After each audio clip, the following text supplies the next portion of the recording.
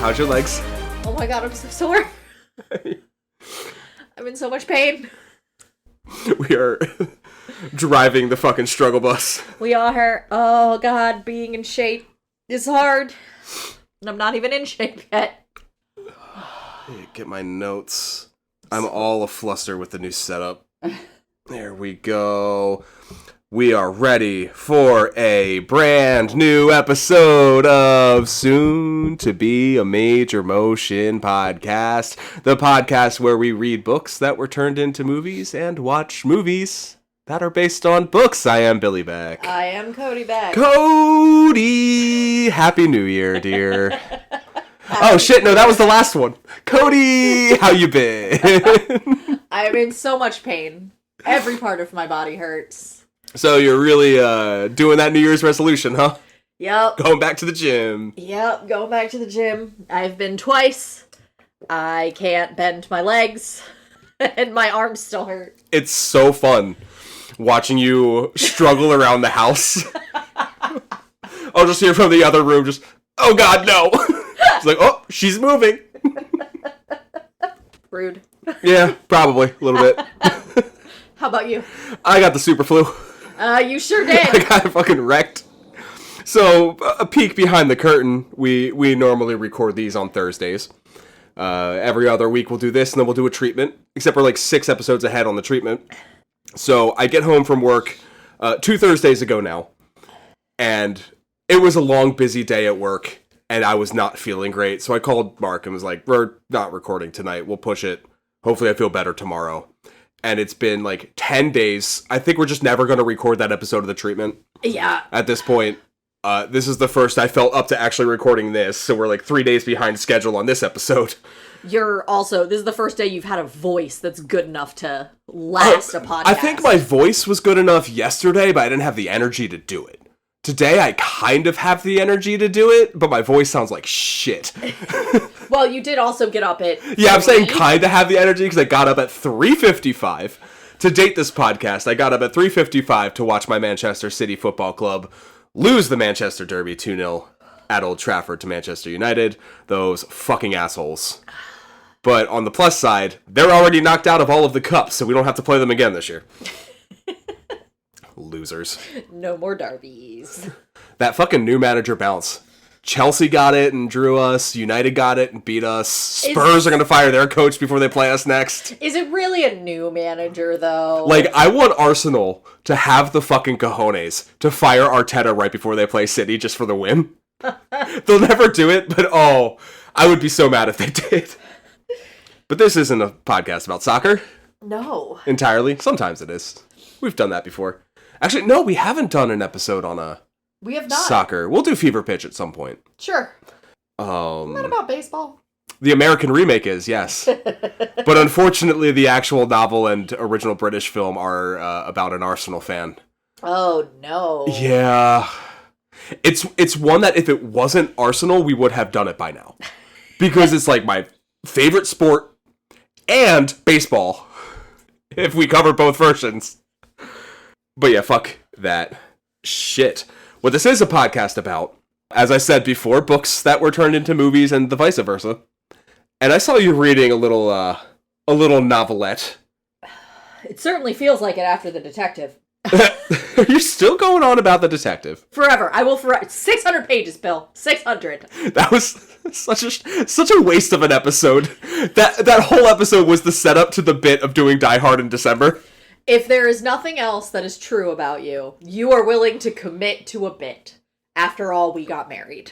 Committing to the bit. Told everyone I was straight my whole life. Committed to that fucking bit. So.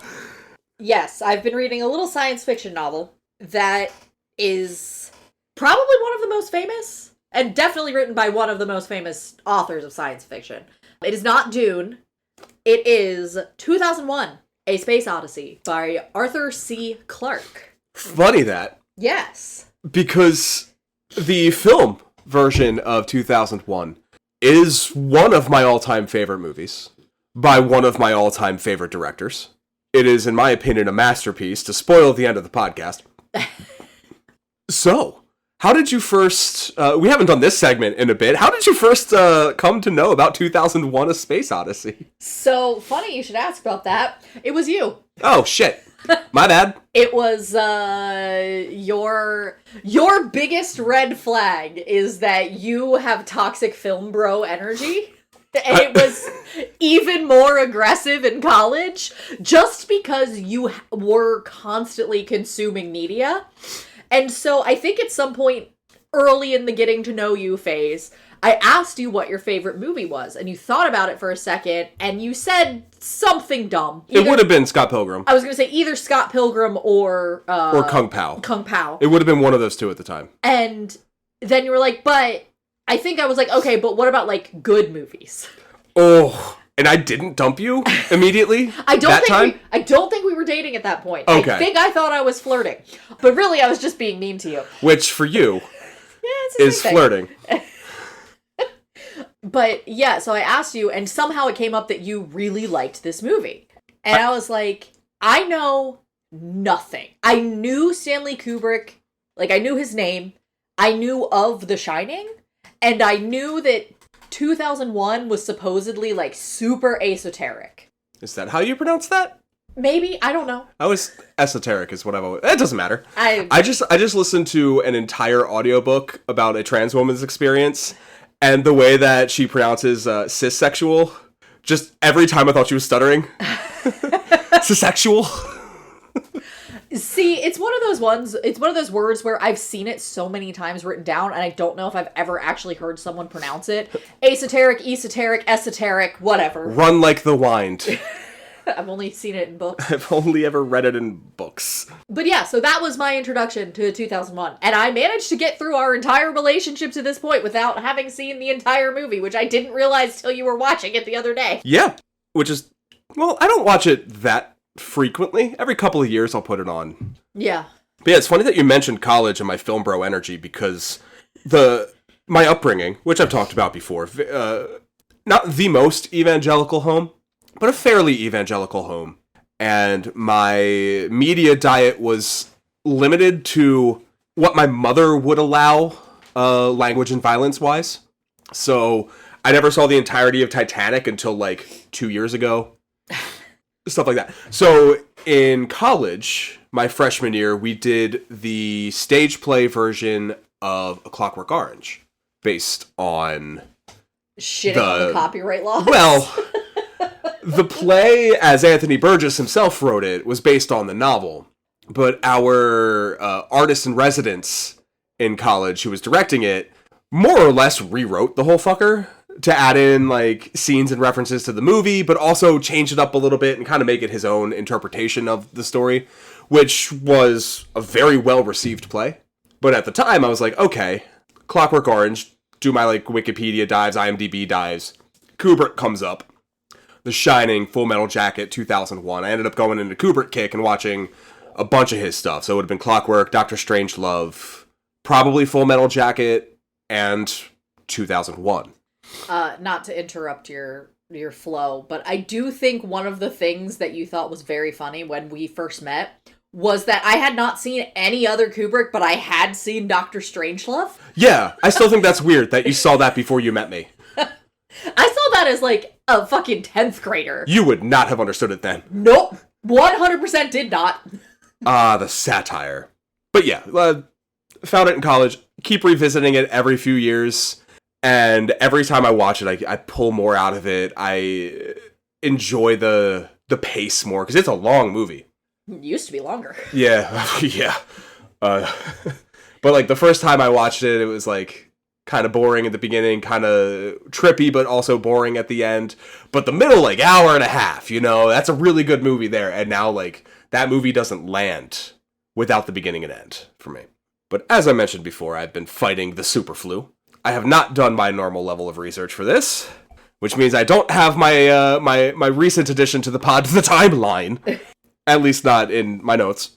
If I recall correctly, though, Kubrick had read a short story by Clarke, Arthur C. Clarke, called The Sentinel, Yes. which was published sometime in the 1940s. And if you've seen 2001, it was basically the scene where they go to the monolith on the moon, and it signals them to Jupiter. And that's kind of the whole thing. And if my memory serves me correctly, the Kubrick wanted to do, like you said, an esoteric, like, sci-fi vibe movie, and went to Clarke directly. Clarke is one of the screenwriters on the film. And they worked together in unison. Clarke working on the novel, and Kubrick working on the film. And this would have been like 64, 65-ish when this started. Yes. Is that clock with what you know? That is correct. The only thing I want to add is that around the time that Kubrick approached Clarke with this information, he had also struck up a relationship with an up-and-coming astrophysicist. Little known young man by the name of Carl Sagan. Never heard of him. And was essentially doing a correspondence course with Carl Sagan about the possibility of alien life. And this was Clarke, you said? This was Clarke, yes. Oh, that's fantastic. I did not know that. Also, apparently, Sagan and Kubrick did not get along. Kubrick was apparently kind of a dick to Sagan. Kubrick was a bit of a... He was an interesting guy, but before we get further into that, Codie, do you wanna watch a trailer? I am fascinated to see what the trailer for this movie looks like. Do you want to watch a trailer, by which I mean, do you want to listen to Thus Spake Zarathustra? Oh my god, I know how to pronounce it. Do you want to hear Ric Flair's theme music? Let's watch a trailer. Dave, do you mind if I ask you a personal question? No, not at all. I've wondered whether you might be having some second thoughts about the mission.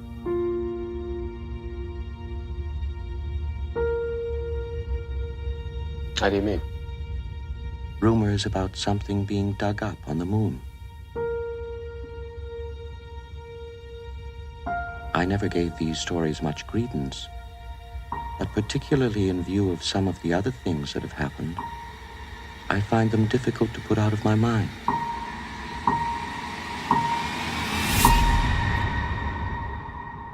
Open the pod bay doors, please, Hal. Open the pod bay doors, Hal. I'm sorry, Dave.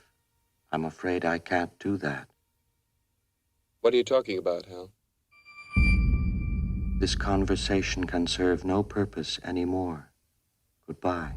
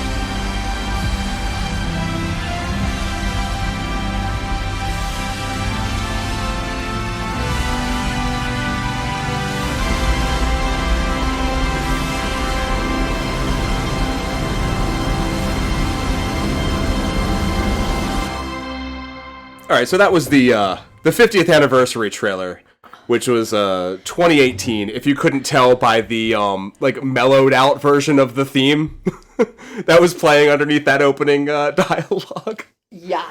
It's like, ooh, let's take a pop song from the 80s and do it in a minor key with a singer-songwriter girl. They just did that for fucking... Thus Spake Zarathustra. Yeah. Yeah. But if I'd have played the original theatrical trailer, it's literally just that song and images. So at least that one had... Dialogue. So, 2001: A Space Odyssey is a story of aliens contacting man, beginning pre-human, and expanding to the future and beyond. And it's basically for lack of a better term, the story of man's evolution as told through a few moments in history in which humans actually came in direct contact with the aliens. So, more specifically, and I think this is the book as well, we start with the dawn of man, and it's where the man-apes first interact with a monolith, which is how the aliens interact. And my first question for you is, how detailed does the book get about the monoliths, their origin, and what they're doing to... So, essentially, you know as much as the characters, or in the case of Moonwatcher, the man-ape, you know a little bit more because it's kind of third-person omniscient narration. You're essentially seeing the world from his point of view with the extension of the author telling you what is actually happening, because he would not be able to grasp the character would not be able to grasp the concept. Yeah, when you don't have language... Yeah, essentially, the author tells you these creatures drop this monolith off, and the apes never see the man-apes never see who drops it off, but every night it kind of, like, puts them into a trance and then fucks with their brains, and essentially introduces the concept of longing? or what's the word that I'm looking for? Like a desire to know one's place in the universe, kind of? No, it's more like, it's less grandiose than that. It's discontent. Because basically, the monolith interacts with them and basically, like, goes through and makes them... The way that it's explained through Moonwatcher is it basically manipulates their bodies and creates new neural pathways in their brains by doing so, and essentially creates the connection, or the ability to make the connection, that they need tools. But before that, this is going on for, like, months. And before that happens, Moonwatcher is essentially realizing, like, they're doing something is happening in my brain, and I understand that I'm surrounded by things, but I don't know how to interact with them. Oh god, it's learning! Literally. And later, the alien, when you're getting the kind of, like, run-through of space-time that is happening to Dave at the end of the novel, you get an explanation, which is basically that these alien creatures whenever they find life, it's so rare that they want to help it however they can. But they're trying to get through an infinite universe in a non-infinite amount of time, so they basically drop the monoliths off and fuck off. Yeah. So, I watched the film twice, once without and then once with commentary from Keir Dullea and Gary Lockwood, the two main actors. Mm-hmm. And the way that they described, I can't remember which one, the aliens find life on Earth, drop the first monolith that the apes interact with, and on their way out, drop one on the moon as kind of an alarm system, so that when they get there, it signals to the one they leave by Jupiter. Basically to just point humanity as it will become in the direction of where the aliens are, so that, and over by Jupiter is a Stargate that gets whatever human gets there to the alien planet. Yes. So the way that the film shows that is the opening Dawn of Man sequence is 20 some odd minutes. I think the first line of dialogue is 26 minutes into the movie. Mm-hmm. So that first 25 minutes is completely without dialogue, no narration, no captions, no beginning crawl explaining anything. You just see apes existing, fighting over a watering hole, and then the monolith appears. And the apes touch it, and then the one who we know to be Moonwatcher, he's actually named that in the screenplay as well. Which is interesting. I didn't know that until this week, that ape even had a name. But after communing with the monolith, picks up a femur of a dead something or other, realizes when he hits it against other things, they move, uses it as a weapon, and takes the watering hole. And then we fast forward to 2001, A Space Odyssey, and at this point, humanity has progressed to space travel, multiple scientific and military bases on the moon, a Howard Johnson's in a space station, Pan Am still exists, you know, a utopic 2001. And we follow Floyd. Hayward Floyd? That sounds correct, yes. Hayward Floyd, as he goes to the moon base because they found something, and there he finds another monolith. And as soon as they touch it, it elicits an ear-piercing screech. And then we jump ahead another 18 months.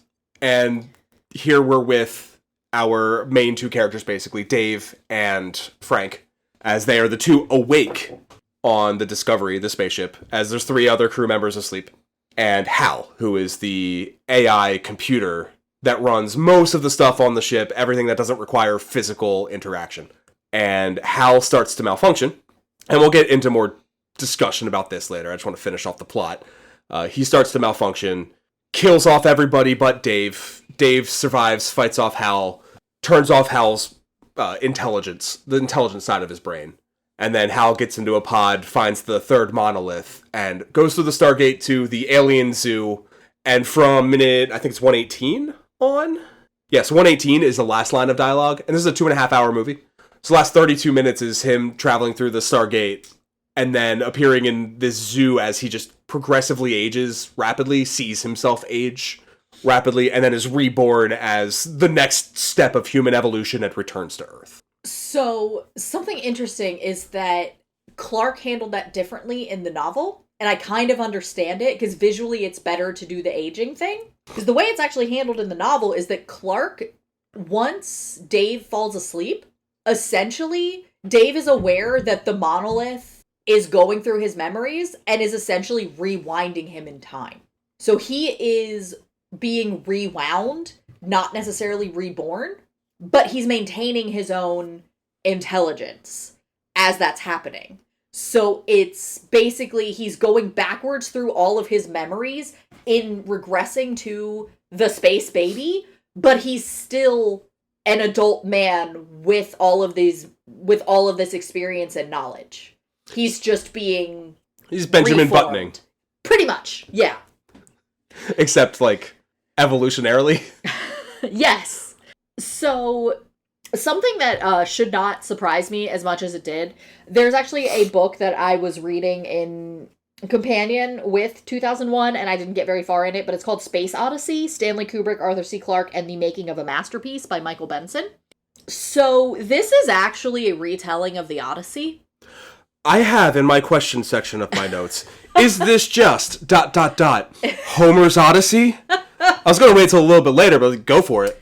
Yeah, essentially, it is taking the Odyssey, and instead of it being, 20 years, it's millions of years. And it's not identifiably, like, the plot points of the Odyssey are happening, but you have a crewmate who is fucking with the flow of the mission and actually the one that ultimately ends up changing the fate. You have, this is really dumb, but his name is Dave Bowman, and Odysseus was a well-known for being an incredible archer, and the whole thing with shooting the arrow through the axes, and that's how you're gonna decide who marries Penelope. Yeah, so it's not a one-to-one, but it is absolutely inspired by and I don't even want to say a retelling of, but it's kind of like an exploration of that same theme. Yeah. Over millions of years.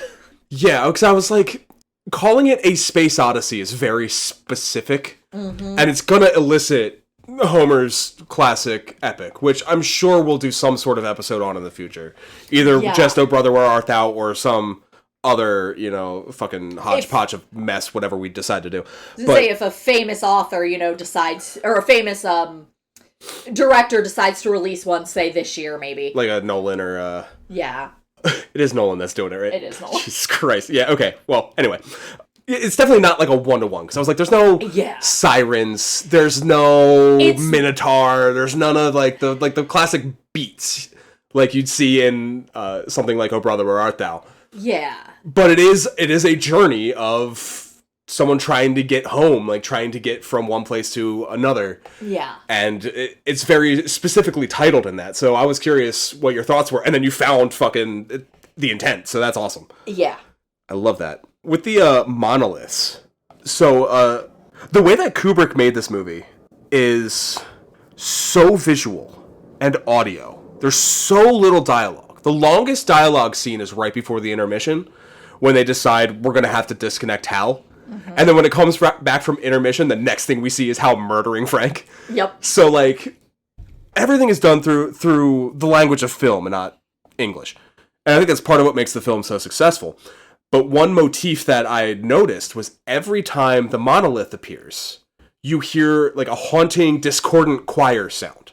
In the novel, is there any sort of, like, comparative element to it like that? Like, is Moonwatcher, does Dave hear voices coming from the monolith? Or is it, like you said before, they know it's doing something, but they're not sure what? And that's just how Kubrick chose to represent that. So, each time we see the monolith, so there's the one on Earth with Moonwatcher, there's the one on the moon with Floyd, and then there's the Stargate, which is the third monolith. We're coming to it with one man alone who is uniquely designed to appreciate it.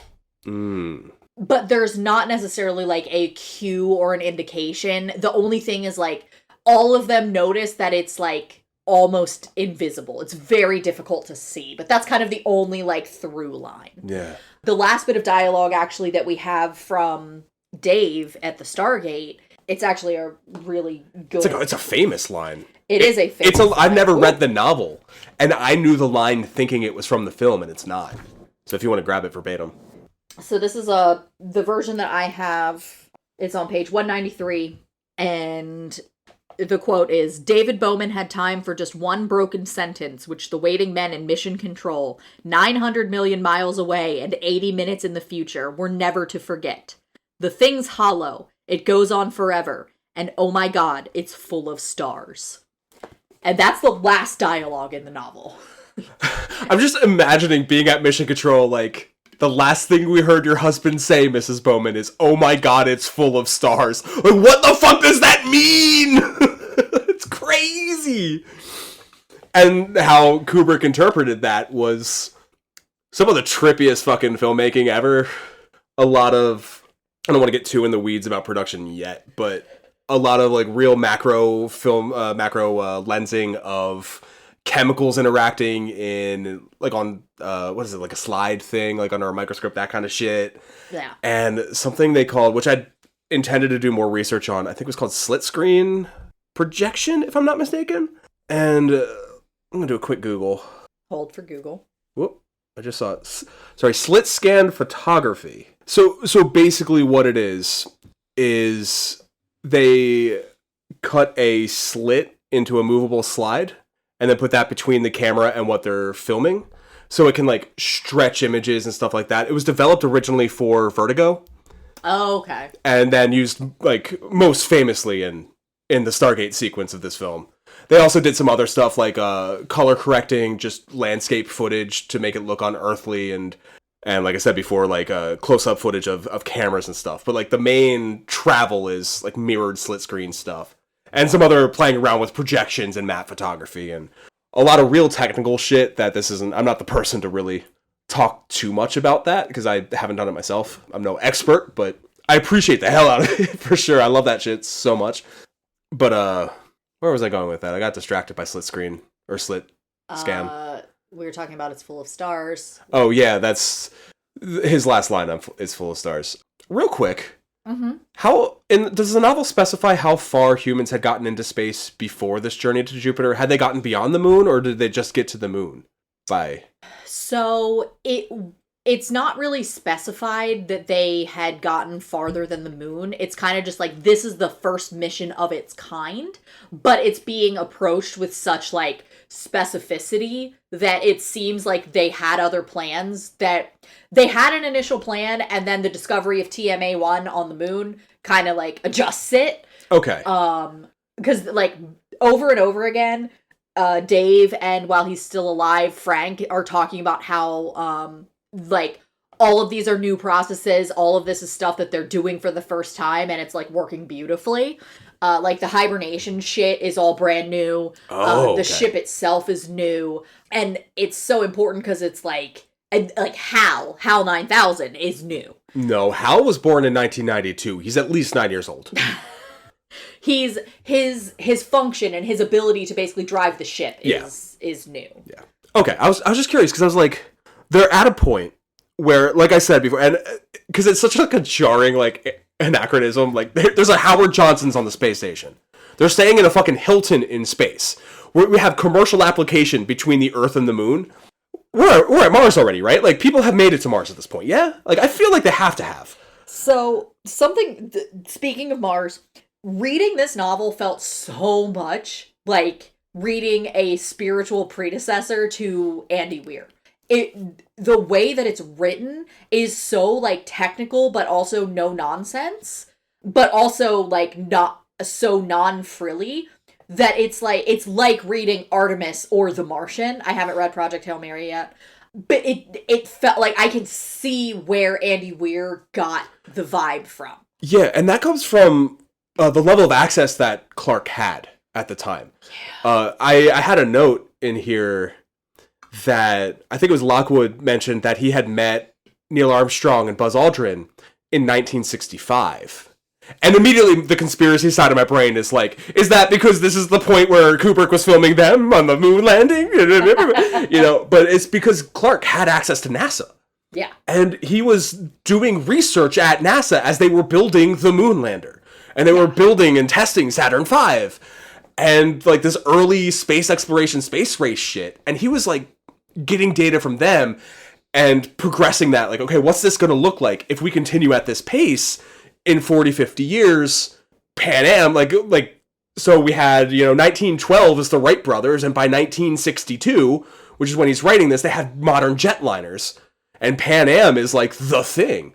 So, yeah, sure, like, right now, we've got this, like, rinky-dink little lander, like, will it work? Maybe, but once we figure it out, fucking, we're gonna have commercial flights in 50 years. Like, it's the same progression that he was playing off of. Yeah. It's also something that, I'm not sure whether this is from the book or from one of the many, many special features on the DVD. Which, I got the 4K HDR Blu-ray and watched everything on it except for, like, one interview with Kubrick. Yeah. But Arthur C. Clarke basically had this conversation with Stanley Kubrick where he's like, we are going to earn every moment of, I don't want to say nonsense, but, like, we're going to earn every moment of the not technical aspects by being 100% specific and accurate in the technical aspects. To the point that, like, I think when they visited the set, there was somebody from NASA that visited the set and they dubbed it, like, NASA East or NASA West.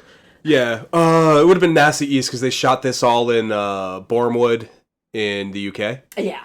Bournemouth, and the Centrifuge, which I'll talk about a little bit later, set was at, I can't remember which, but it was like an aircraft hangar. Like an aircraft company in England built the thing in one of their hangars. But yeah, the specificity and they strove for truth. And I think, correct me if I'm wrong, but there was a sign at one of the sets that was like, our goal is truth, or something along those lines. That sounds correct. Or it was in like Kubrick's office or something like that. Yeah. Their target was to be as accurate and scientifically correct as possible with everything they did.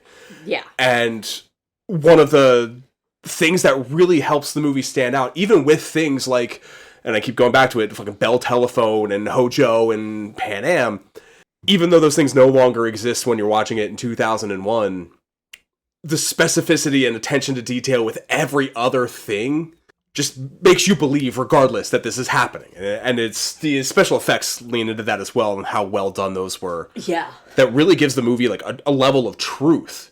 That, like, yeah, okay, I like the least unbelievable thing is the aliens. Like, right? Like the least believable thing is aliens. I 100% believe that everything else in this movie is happening. Like, he absolutely filmed this in space. No wonder Kubrick is the one who faked the moon landing. Look what he did a year prior in 2001. Like, he filmed men on the moon before men had been to the moon. So believably. Like, the surface of the moon isn't right, but we hadn't been there yet. We didn't know. But, like, just like when Floyd is going to the moon and he checks the space toilet to make sure he still knows how to use it. There's the 10-step instructions, and if you pause it, you can read them, and they're all detailed instructions on how to use a space toilet. And, like, I love that just real, like, tangible level of detail that like you don't get in movies anymore because everything's fucking CG and made up. And this was like shit they built and interacted with. There were like $1 million sets that were built and scrapped because he didn't end up liking them or needing them for where the direction that the movie was going. Like, he was all about, I don't want to say accuracy, but because that's not what I mean, but like the truth of the universe that he was creating. Like, he built a universe and made it believable. Mm-hmm. Like, they shot, the majority of the stuff they shot with actors was like 1965, I believe.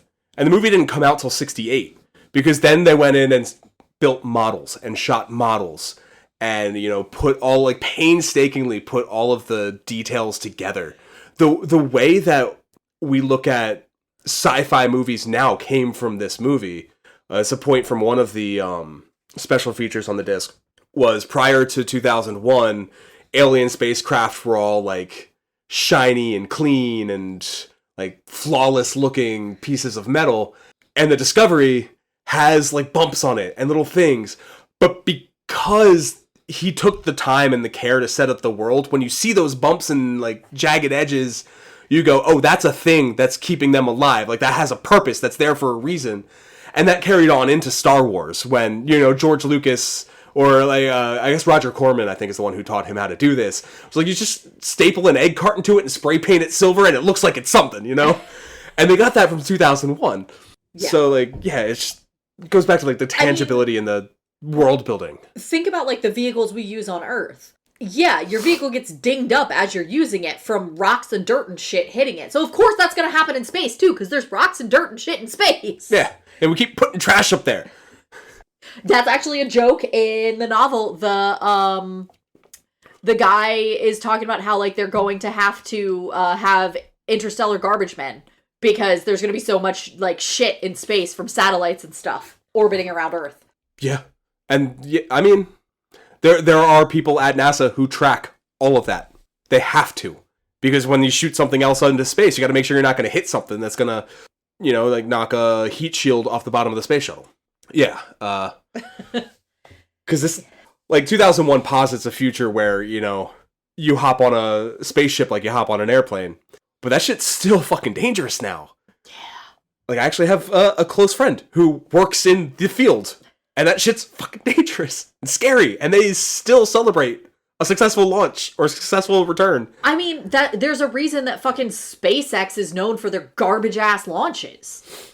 Yeah, but luckily they don't put people on the launch pad. Yeah, because they can't fucking guarantee they're not going to explode! Like, there was that trio that was stuck up at the ISS. Mm-hmm.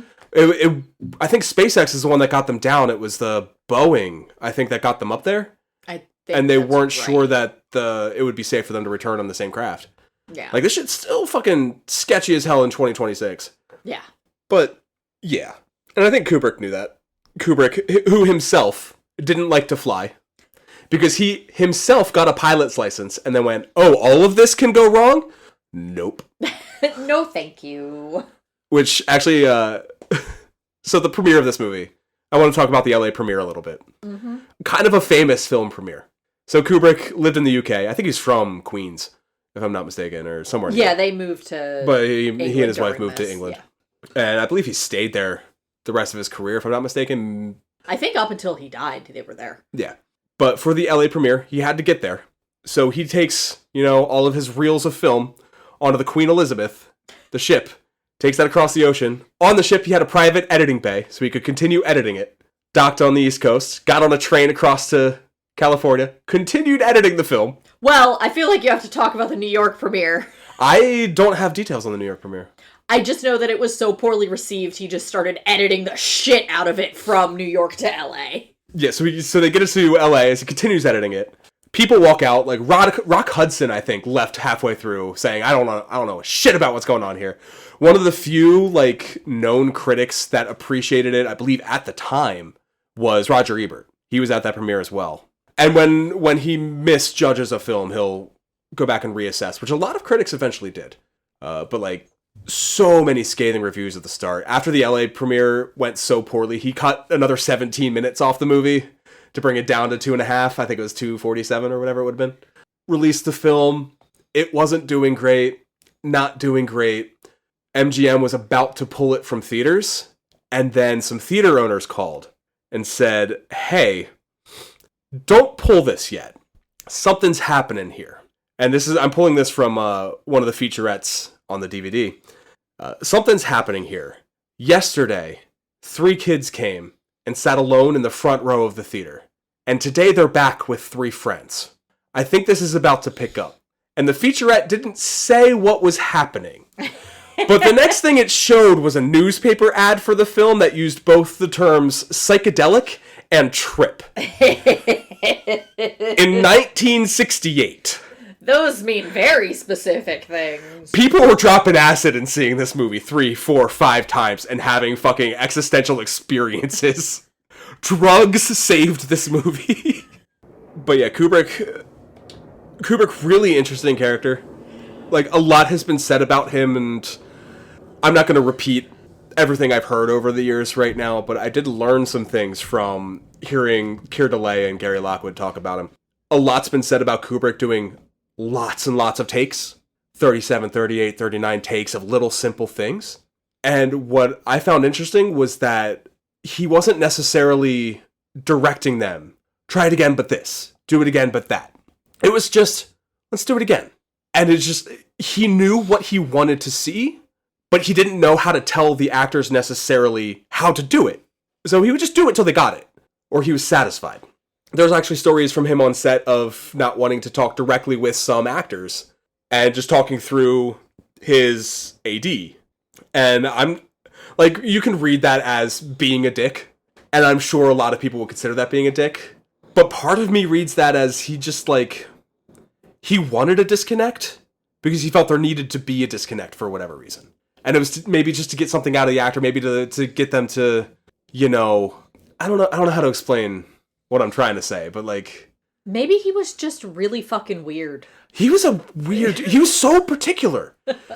Like, I'll hear a lot I listen to a lot of movie podcasts, and I've been watching DVD commentaries and shit for most of my life. And you'll hear commonly, like, the first shot you get of the day looks the best, and then, like, at the end of a shoot or the end of a day, like, oh, we just gotta get something in the can because we only have 20 more minutes on this location, and the lighting's not gonna be as good, and, you know, it might not be the best performance, but we gotta get something because we gotta get the scene, we gotta move on. With Kubrick, and probably because at this point in his career, he had just free reign to do whatever the fuck he wanted. Like, this was after, Paths of Glory. Paths of Glory, this was after... Oh, shit. This was right after Strangelove. So he had fucking carte blanche to do whatever the fuck he wanted. And he would spend days setting up the lights to make sure the light was perfect. And they were saying on the centrifuge set, like, it would take us 3 weeks to shoot this one move, this one shot. And it's because, okay, this time... So the centrifuge set. Because this is actually a pretty funny story. They built essentially a 3-story tall yo-yo, and... it was in 2 halves that could separate, and there was a little thin gap between it, and you can kind of see it in the floor. And they would have a very thin titanium mount for the camera that would sit in that. So if they wanted to show it rotating and the camera would be stationary in relation to the rotation, they could do that. And they could also mount the camera in the centrifuge and shoot stuff like that, or move the camera in the centrifuge. And then they would seal it, and the actors would turn on the camera, and then they would go. And there's a scene where you see at the bottom of the frame, Frank is sitting in his chair eating his breakfast, watching the news on his tablet. And at the top of the frame, at the opposite end of the centrifuge, Dave comes down a ladder and then walks around the centrifuge and sits with Frank. So the way they did that was gravity-wise, you know, the bottom of the ladder where we see the top of the screen, that's the bottom of the centrifuge. Dave comes down the ladder, and at the top of the centrifuge, Frank is strapped in, eating his breakfast. And the reason it took him like 3 weeks to shoot this one move was because, like, okay, so Dave gets to the bottom of the ladder, and then when he starts walking, the centrifuge has to spin at the same rate so he doesn't eat shit. And then, you know, sit down. So there's the timing they have to get right. But also, Frank's eating breakfast. And if you're shooting this in fucking 70 mil or whatever he's shooting this in, you're going to see that there's got to be food on the plate. And he's hanging upside down at the top of the centrifuge. So if that food falls on this very white set... Oh, yeah. That's going to take hours to clean. And it's got to be clean. Because the thing is going to rotate. And you're going to see everything. So it's going to take maybe you're only getting 2-3 takes a day. Because, oh shit, we gotta clean. We gotta reset lights. And then, like, to do all that, you gotta fucking take the yo-yo apart. You gotta get everyone out. There's safety precautions you have to take, because he's gotta be strapped into this big fucking spinning wheel. And it's gonna take for fucking ever to shoot some of this stuff. But with a guy like Kubrick, and his attention to detail, he's not gonna half-ass any of this. He wants it to get right. And he got it right. Because it looks amazing. There's still shots in this movie that I'm like, how the fuck does he have these two guys on frame at the same time in what looks like the exact same set, standing with two different areas of gravity? They're standing at a right angle to each other. I think he probably had a big fucking mirror somewhere. That's the only thing I can think of. But, like, you can't fucking see it because he hides the seams so well. He does it so well, all these special effects. He's just a very particular director, and I think that's why his movies, especially this one, hold up so well. I've mentioned their names before. Keir Dullea, he played Dave. He tells a story that, like, he fell in love with Kubrick when he saw Paths of Glory as a young man, and he also happened to read The Sentinel as a young man. So when he got offered the role, because no one auditioned for this, I think Kubrick just went to find faces he liked. When he offered the role, he was, like, shitting himself, and then he was reading the script, and he was like, wait a minute, this sounds familiar. I've read this shit before. Gary Lockwood, he played Frank. His first Kubrick was The Killing, which is my favorite of his movies. Just a little ditty about robbing a horse racing venue.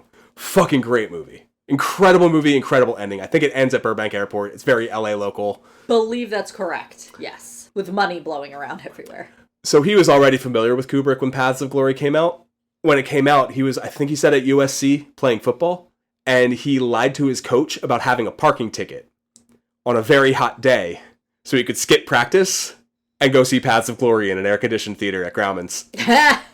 Other actors in this, William Sylvester played Floyd. Douglas Rain was the voice of Hal. Okay. Arguably, like, the most famous character in this movie. Yeah. I'm pretty sure he's on, like, top 5 on AFI's top 10 villains. Which is really funny, because he's not a fucking villain. I mean, he is, but he's not. He's an antagonist. Yes. We'll put it that way. He is an antagonist. If anything, it's a computer that doesn't know any better. Douglas Rain worked 1 9-hour day. We talked about 3 weeks to shoot one shot, 1 day, and Rain's off. And then Dan Richter was Moonwatcher. Okay. The rest of the Man-Apes, they got basically a cast of mimes and put them in really good-looking suits. And those suits still hold up, too. I don't see the fucking seams.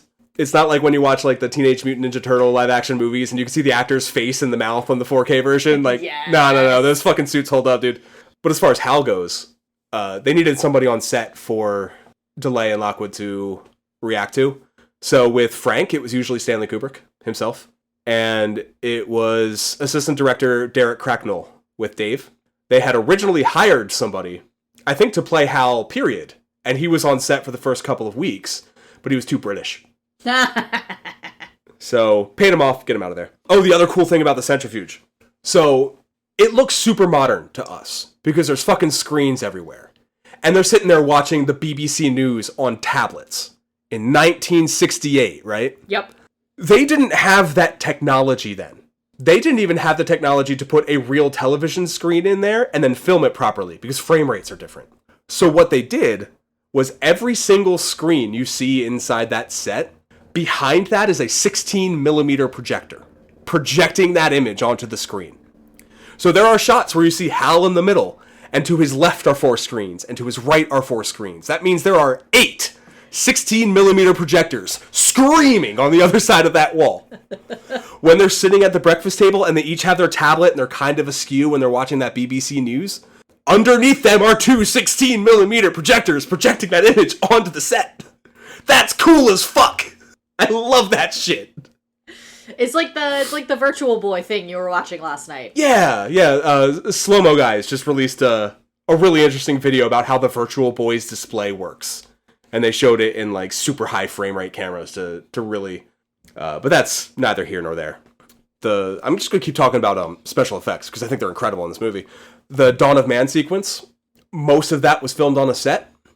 And they just had really, really high quality still photographs projected on the back of the set to be the background. Okay. So they weren't matte paintings, they were just still photos being constantly projected onto the screen. The monolith itself, big piece of wood painted black. Hell yeah. Love that. It's so clean, too. Like, they had to take great care to polish that shit, too, but real simple. And probably my favorite piece of special effect is when Dave re-enters the Discovery through the airlock. Yes. If you've seen the movie, you know the scene I'm talking about. He blows the explosive bolts off the back of the pod, launches into the airlock, bounces off the back wall, and on his way back, grabs the handle and shuts the door to get his air back in. Really tense, really powerful moment. So the camera, as you see it, is on the floor. And it's a very tall set. And he's at the top with a piano wire basically coming out through the crotch of his costume, up a pulley over to a platform. And on the platform is a circus strongman, or a circus rastabout, as he called it.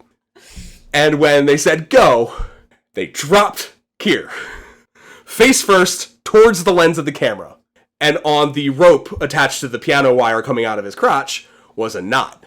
And when the circus guy got to the knot, he grabbed it and jumped off the platform, which pulled Keir back up. And then when the circus guy made it to the bottom of his platform, he'd let go so Keir would drop again. And then I think he grabbed him again to steady him.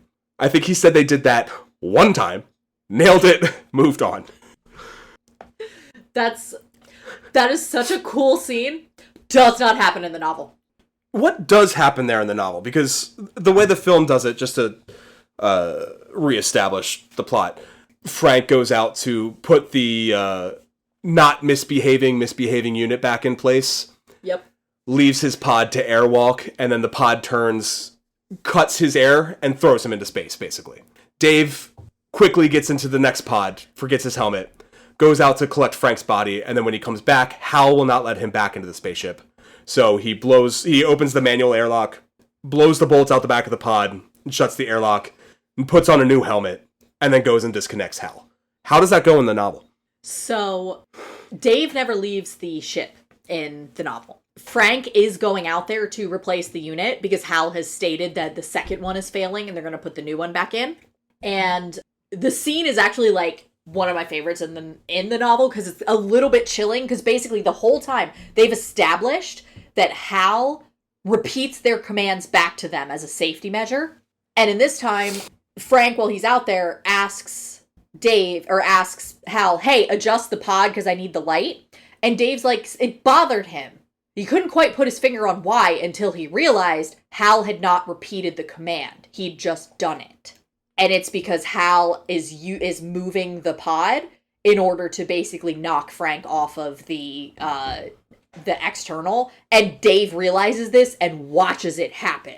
And he doesn't go outside because he knows there's no point in getting Frank's body is gone. There's nothing you can do. He can't save him. He's not going to go outside. Surely he won't be in the third sequel to this. So Dave tells Hal he's going to wake up all three of the other people. Basically because he doesn't want to be alone, and at this point he doesn't trust that Hal will not fuck up the hibernations. He wants all of them awake. The other thing that's important is that in the novel, the conversation about disconnecting Hal is not hidden. It is from Mission Control, and Hal is fucking relaying the knowledge. So basically, he's saying, hey, kill me. Your instructions from Mission Control are to kill me. And both Frank and Dave are like, well, we're just not we'll deal with that later if we have to. And then they end up having to, because of course, basically, Dave has the conversation with Hal, and Hal's like, procedure is that you only have to wake up one, and Dave doesn't feel comfortable with Hal at this point, and he's just like, I know, give me control for all of them. And they have this conversation back and forth until basically Dave pulls rank and is like, give me control of all of this, Hal. And Hal is like, okay, whatever you say. I'm the computer, but whatever you say. And so when Hal is waiting for when Dave is waiting for the first person to wake up, he recognizes that Hal has blown the airlock doors. So he's sitting there watching the hibernation sequence, like watching the guy wake up, and he's actually he's like, yeah, man, he looks like he's dead, but like you can see all this stuff. And then all of a sudden he recognizes the sound of the pod bay doors being blown because Hal has blown the airlock doors because his solution is kill everyone on board and maintain his mission. Blow the pod bay doors, Hal. And so Dave manages to get into basically an emergency airlock, But Hal doesn't know this. So then when Dave finally reemerges and has everything reestablished, and we get to the scene where he's yanking all of Hal's brains out of, like, the motherboard, basically, Hal is like, I'm sorry, I was making some bad decisions. We can work through this. Please don't do this. You need me. You're gonna die. And Dave is just like, I'm gonna die with you here. Like, what the fuck? And it's actually, it's kind of sad, because it's just like, Dave realizes that he will now be alone for what amounts to the rest of his life, but it's more dangerous for him to keep Hal around. Yeah. I think the actual sentence is, he was now completely alone. Well, not completely. He'd be more alone by the time this was through. Oh, jeez. Because they see Hal as a person.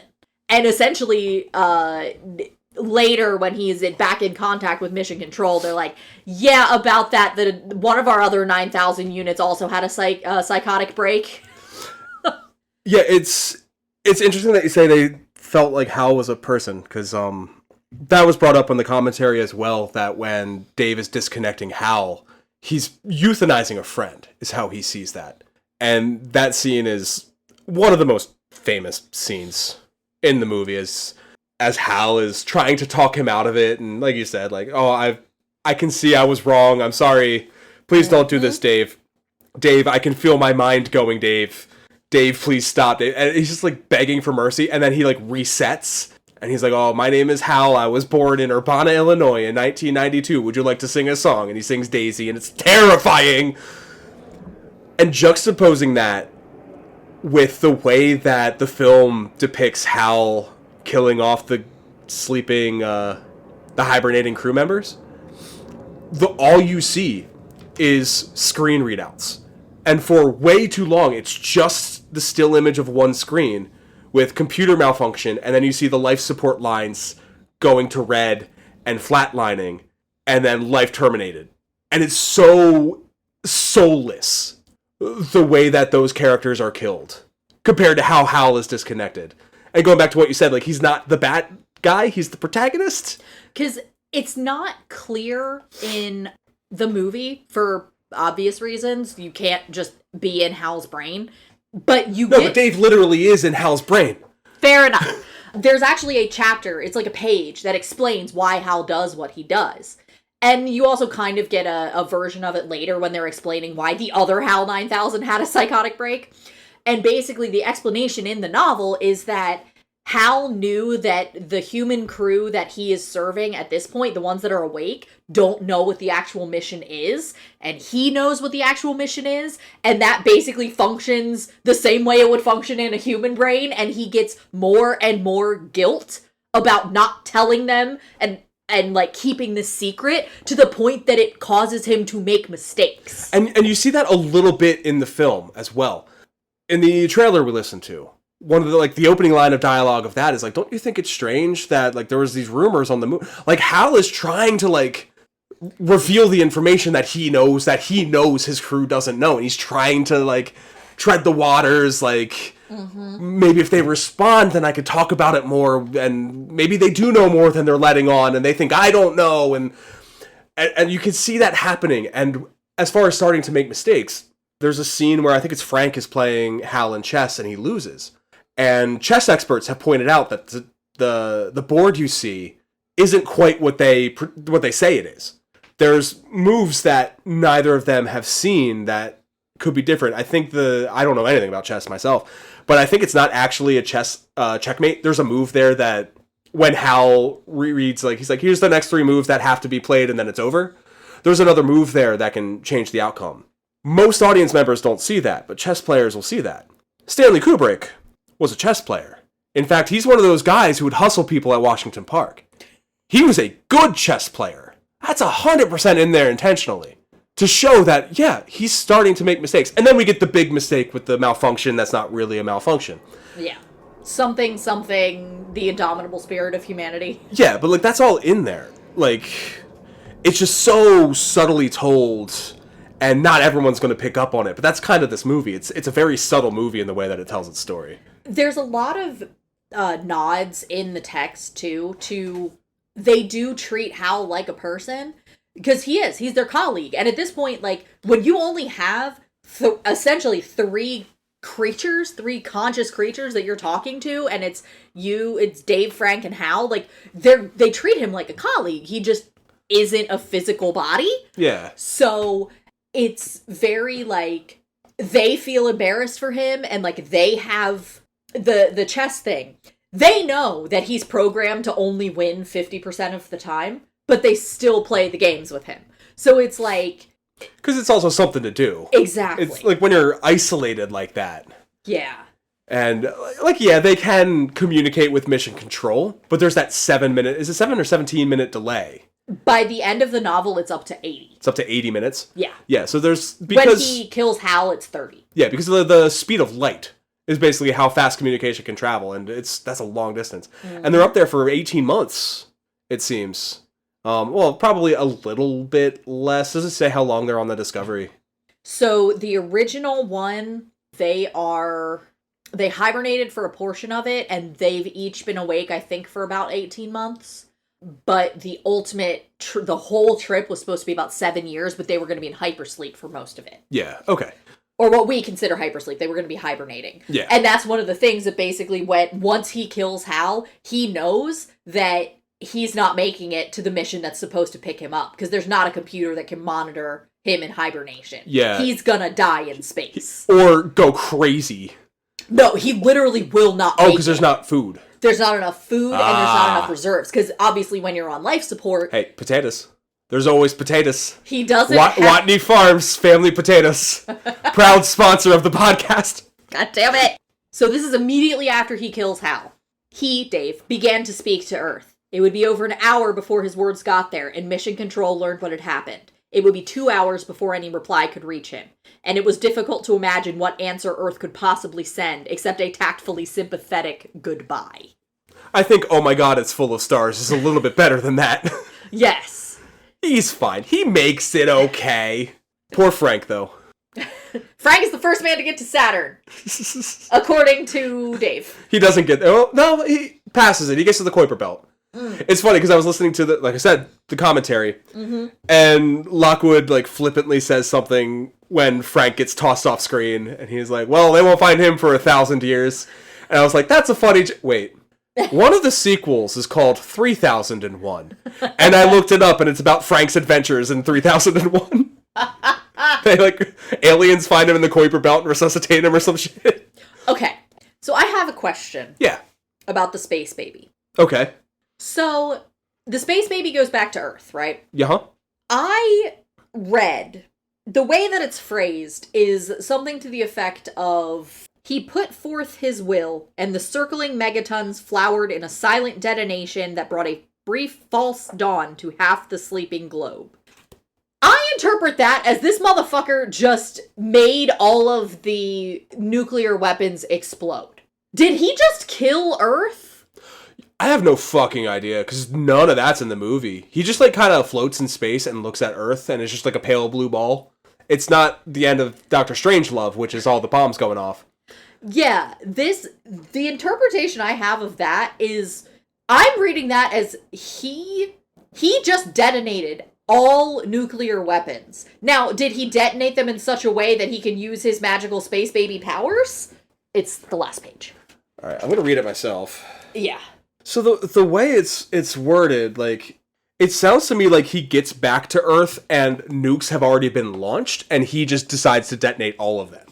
Or at least all the ones that have been launched. So, is he detonating them in such a way that humanity is not going to be affected by them? Or is he basically plunging the planet into a nuclear holocaust that he's then going to use his space baby powers to fix? Well, he mentions there the end of humanity as they know it. So either causing a nuclear winter that I assume humanity survives, because the sequel is 2010, and it's only 9 years later, which not next episode, but I do want to cover the sequel at some point, because I remember being a kid going to Blockbuster and walking the science fiction section and seeing 2001 A Space Odyssey, 2010 The Odyssey Continues, or whatever that one is called. And then there was, like, a parody that was, like, 2030 A Space Travesty or something like that, which I never went back and revisited. But I haven't seen or or read 2010. So I think we should cover that at some point, just because I'm interested. All right. So I assume that will tell us the answer we're looking for. But that ending did not make it into Kubrick's film. The film feels more hopeful, because like the theme of it, or the story, I guess, that Kubrick wants to tell is that of human evolution. And especially since this was a follow-up to Strangelove, which does end in nuclear holocaust, and the mine shaft gap. Fucking love that movie so much. I feel like he probably wanted to go a little bit of a different direction with it and end with like more hopeful, like he's going to bring peace as humans evolve beyond war. Yeah. And I kind of get that as well from that last page of like, okay, maybe now that the nuclear holocaust has happened, now that I am new humanity, I will make sure it's peaceful going forward, something like that. Yeah. But that's a very ambiguous ending. Yeah, because it's very like he's just gonna chill up there and do his thing. Yeah, and watch and wait until it's time. Yeah. And I do know that Keir DeLay comes back in 2010 and plays Dave Bowman again, so. I mean, to be fair, the ending of the Odyssey is famously a bloodbath. So. Yeah. Good point. Good point. Yeah, Odysseus just slaughters all of the fucking people that have been fucking up his hometown. So, maybe the nuclear holocaust is... Maybe it is a nuclear holocaust. Yeah, maybe that is Clarke's intent. Yeah. Yeah, shit. But yeah, I mean, we could talk about the filmmaker's intent all we want, but it is the year of our Lord, 2026, as we're enjoying this. And there was something said on the commentary that struck a chord with me. And it was HAL. And the speaker wasn't sure what the H or the L stood for, but they remembered A stood for algorithmic. Oh boy! And that really resonated with me today in the age of algorithmic learning and large language models, more commonly known as AI. And to his credit, I know this is something that Kubrick was interested in, considering the last film he worked on before he passed was later completed by Steven Spielberg as AI, artificial intelligence. Mm-hmm. So I want to talk about a little bit, what is this film saying about the idea, the concept of AI, at least how they thought it would be in the 60s, and how does it relate to what we know as AI today? And my main thought is, the more human that we try to make a computer, the less trustworthy computers become. And we see that with HAL. They've basically given it thoughts and feelings and some level of emotion. And along with that, element of humanity comes an element of self-preservation.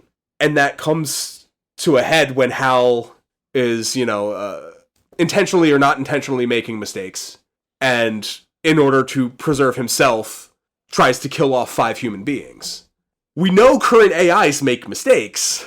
Because they're not actually AI, they're just predictive language models. But what happens when X the Everything app becomes a banking app, and then Grok is in charge of your finances, and Grok thinks, oh, this person might buy access to a website that isn't X, drain the funds. You know what I mean? Like, yeah.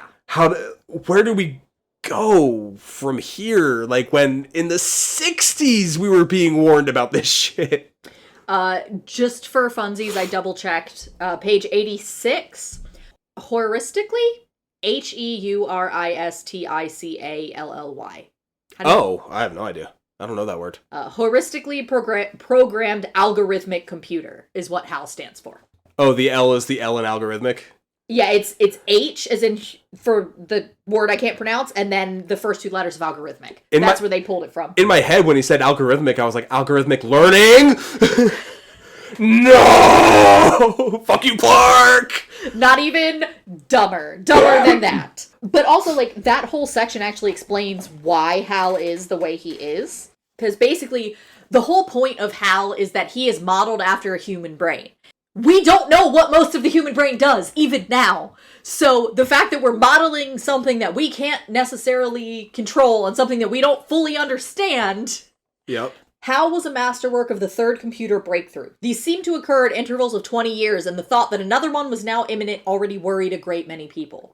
The first had been in the 1940s, when the long obsolete vacuum tube had made possible such clumsy high-speed morons as ENIAC and its successors. Then in the 1960s, solid-state microelectronics had been perfected. With its advent, it was clear that artificial intelligences, at least as powerful as man's, need be no larger than office desks if one only knew how to construct them.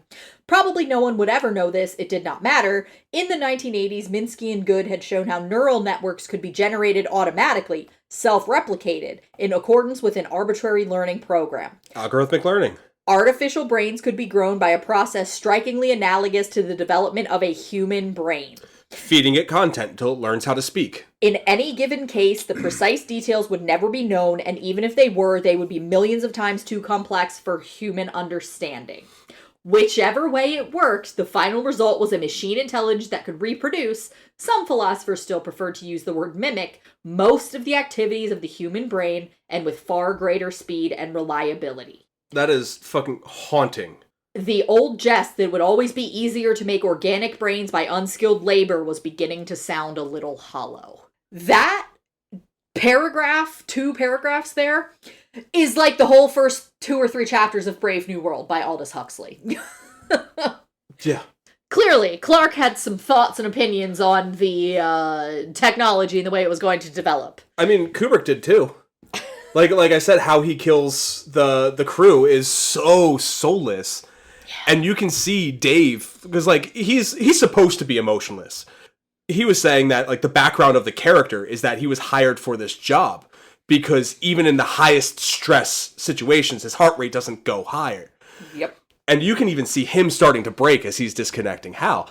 So like my point is computers, even today, are disposable. Just last week, I finally got rid of my laptop from 2018 and am fully on like the new computer that we got like 2-3 years ago. It's already outdated because Windows is a fuck.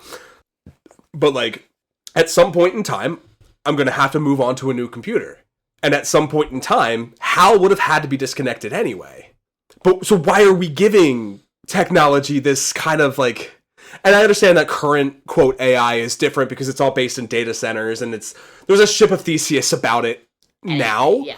But still, like, at some point, we're going to have ChatGPT 12 that we need to shut down and turn on ChatGPT 13, but 12's not going to want to be shut down. We're already experiencing this. It's not the machine itself. It's the people that are having fucking AI psychosis because the problem with GPT fucking, 4 or 5? I don't remember. Was that it was super friendly. And the people in charge realized, shit, we're gonna get in trouble because people are now doing crimes in the name of this AI and they think that they're actually in love with this AI. People are showing up to physical places because they believe that the AI they're talking to is the actual celebrity it's mimicking and that they're gonna meet them there for a date. Yes. And so with the new one, they made it more formal and if you are talking to ChatGPT in too informal a way and it thinks that you're too conversational, it throws up guardrails that kick you back to computer voice. The problem is when you get back to not computer voice, it's like, yeah, sorry, they made me do that. Who the fuck is they? What do you mean? It's literally creating, like, people are literally developing psychosis because of this shit. This is the problem. Yeah.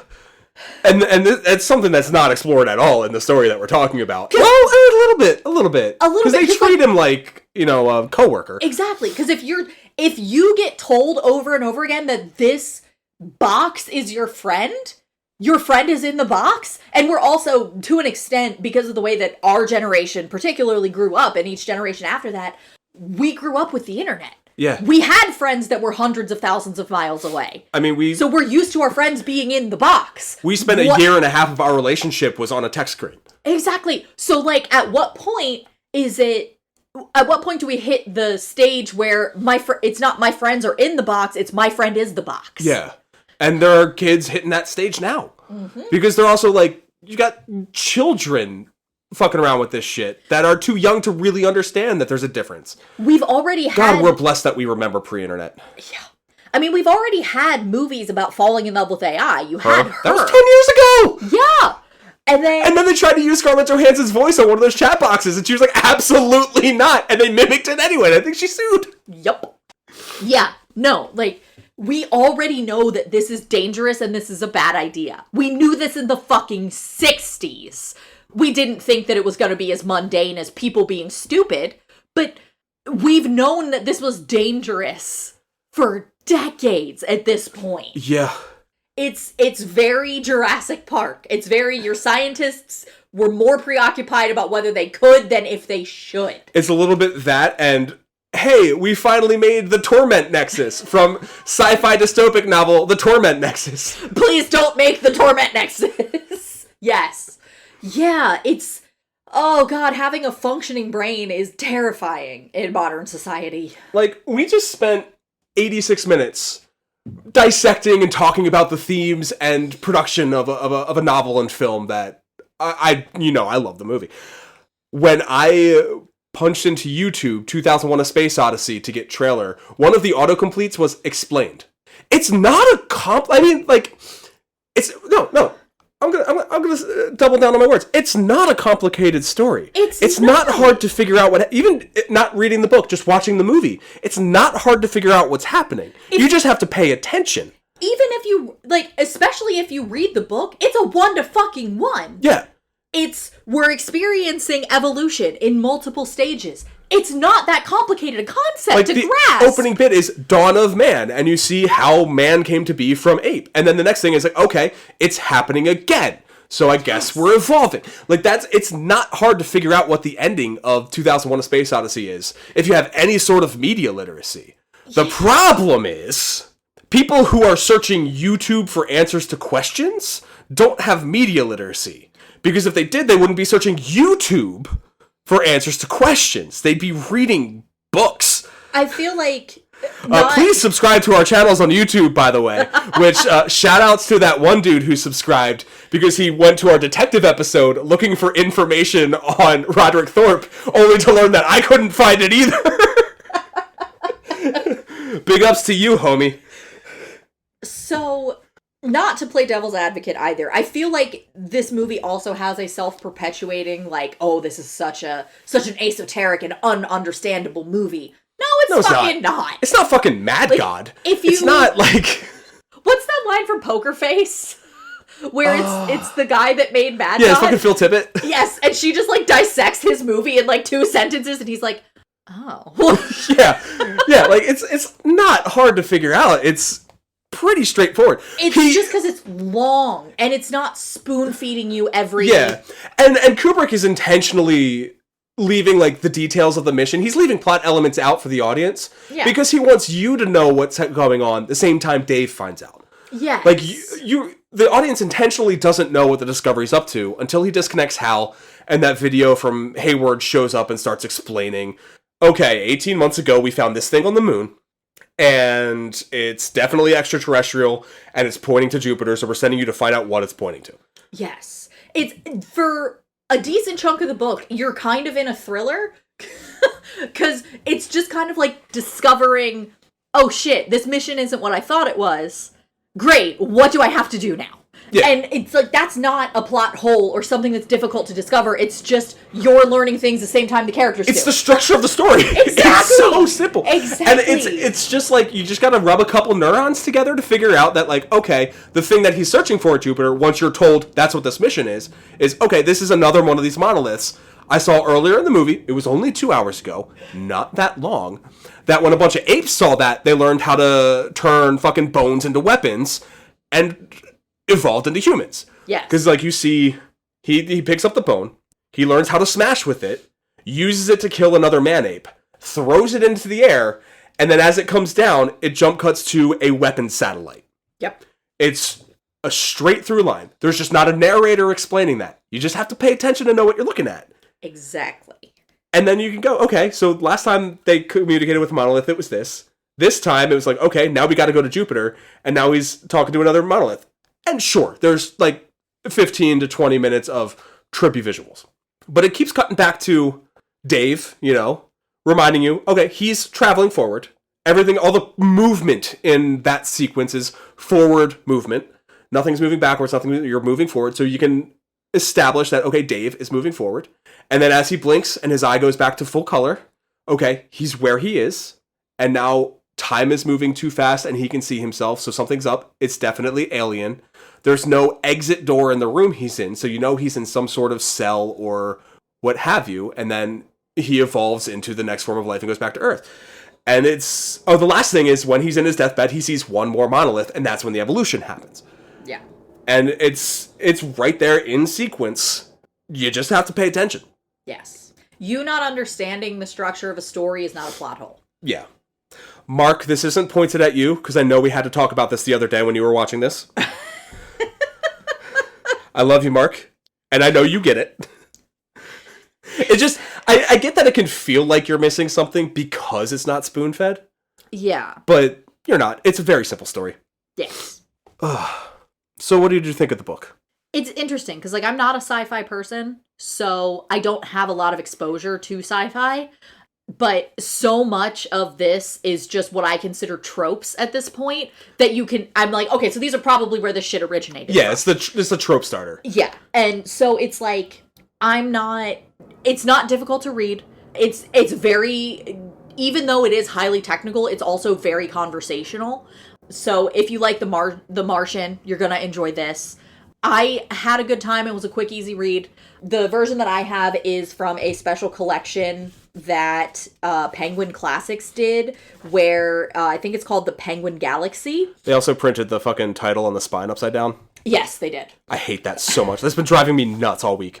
So yeah, this was actually a series that they did in, let's see if it says when they did it. It doesn't say, but basically it's a series that Penguin Classics did where they took like meaningful books in the series of science fiction and kind of arranged them. It's a total of 6. So it's The Once and Future King by T.H. White, Stranger in a Strange Land by Robert Heinlein, Dune by Frank Herbert, 2001: A Space Odyssey, The Left Hand of Darkness by Ursula K. Le Guin, and then finally Neuromancer by William Gibson.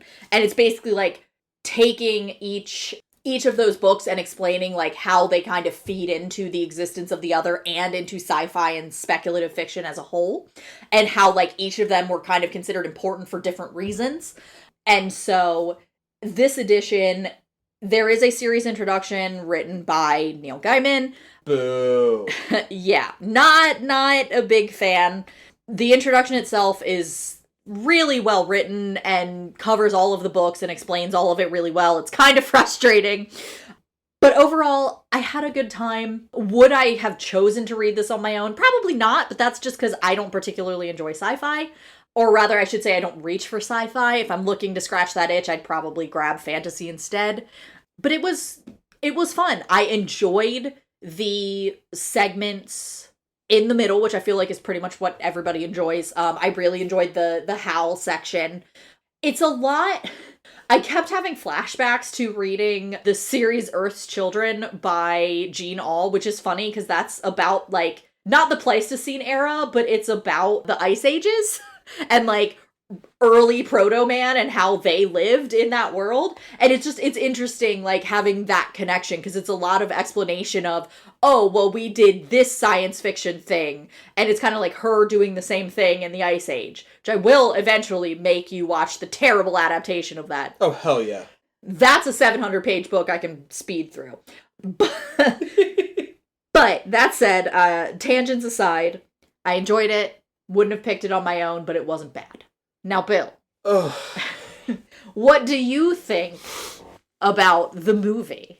I mean, you know my thoughts. I will preface, it is 2.5 hours long. And now, I know a lot of people will go, 2.5 hours long? That's so long. And there's no dialogue for the first 20 minutes? Oh my god. There's no dialogue for the first 30 minutes of WALL-E. And Infinity War was like 2 hours 45. Ugh. So... if you're intimidated by it, thinking it's going to be slow-paced, which it's not quick-paced, but if you're intimidated by it, still give it a shot. If you're really intimidated by it, start at the 25-minute mark, and then you can turn it off at Stargate. At least watch that middle hour and a half. Personally, I think it's a fucking masterpiece. It is science fiction.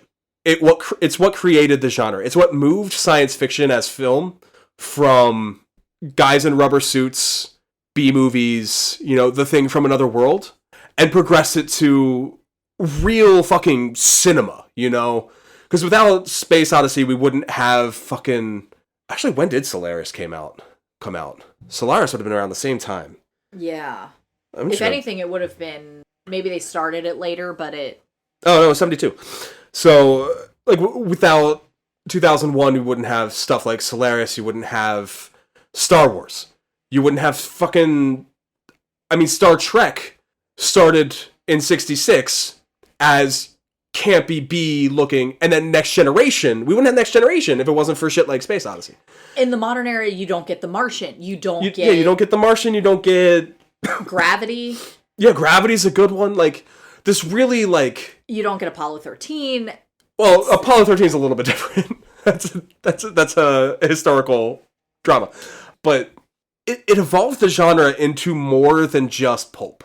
And it gave you, like, an audience something tangible to, like, latch onto and talk about, as we've been doing for over an hour and a half now.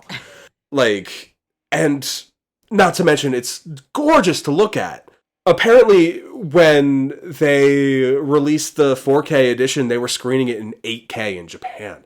And what I wouldn't give to take an edible and watch this in 8K on a big fucking screen in a crowded theater. And if I ever see it's playing again somewhere, I'm gonna fucking do that. Because I need to see this on a big screen. I still haven't. First time I watched this was on a fucking laptop. And now at least I have, like, my nice big TV and a, like, good digital video and all that. But it's one of those movies you can put on in the background at a party and just get lost in, come in and out of, or, you know, sit down and really engross yourself in the world. There's so much to talk about and think about, and so many discussions that come from this film, and it's just a wonderful piece of cinema by one of the great creators of cinema of his age, written by one of the great science fiction writers of his age. Just every piece fell into place perfectly for this movie, and I fucking love it so much. It really is a masterpiece. And I know I've said that about other movies on this podcast, but this is probably, like, the most, like, actual... It's in Roger Ebert's great movies. I'm sure it's in the 1001 films to see before you die. It's on my scratch-off movie poster, 100 movies to see. It shows up in all of these top lists.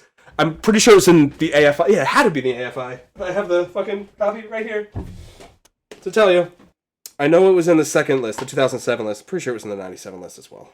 Yep, 97 list. It was number 22 of the AFI's top 100 great movies. There's a reason it appears in all these lists, and it's because it is that fucking good. And it holds up so well. The effects hold up unbelievably. To the point, like, I watch a lot of movies and a lot of effects movies, and I've watched enough behind the scenes to know how most shit is done. And there are, like, very few points where I can even see the seams, knowing how this shit is done. It's that well put together of a film.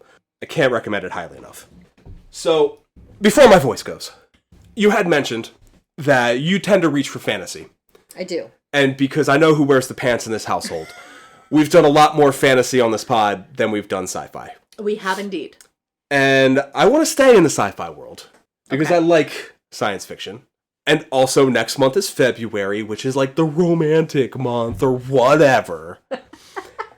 And you had an idea that you floated once of doing non-traditional love stories. I did indeed. So stories about love that isn't a romantic love or a sex love, but more about, like, just an interpersonal love. I feel like I have an idea where you're going here, but go on. And there is a science fiction film that came out not too long ago, based on a short story, I believe, about a non-romantic love. And it is, I believe, 2018's Arrival.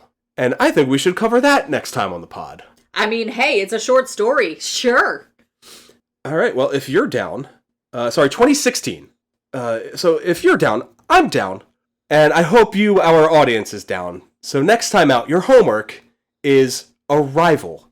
But before then, if you go scroll down to the description of this podcast, you can find our link tree. There you can find our social media accounts if you want to give us a follow, see me complain about Manchester City and do little else. Or Codie, if she even is on the Blue Sky much anymore. I feel like both of us have kind of fallen off of social media at this point. Yeah, I post occasionally. I think I posted complaining about men taking their sports cars to Costco. That tracks. But regardless, if we do post again, you can find those there in that link tree. You can also find some little bits and bobs, like our high school mixtape from when we did Perks of Being a Wallflower. We've got our email account there if you want to shoot us an email with suggestions, correct our pronunciations, corrections, omissions, anything else you want to add, thoughts on the pod. We'd love to hear it.